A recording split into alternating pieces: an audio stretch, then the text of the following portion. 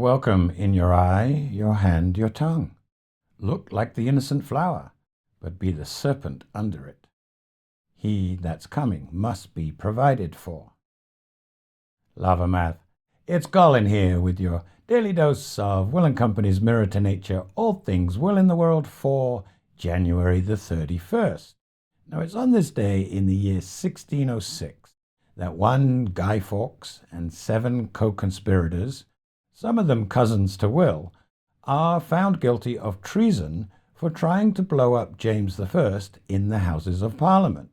Later, Guy will be taken to the Tower of London, and then he will be dragged on a wattle hurdle by a team of horse to the palace yard in Westminster to be hung, drawn, and quartered. Now, lucky for Guy, he's dead before they draw out his intestines and then hack his body into 4 pieces, each one being sent to a corner of the kingdom. Now, the English love to celebrate Guy Fawkes every November the 5th. Bonfire night. There you have it. Anon. See you all on the morrow.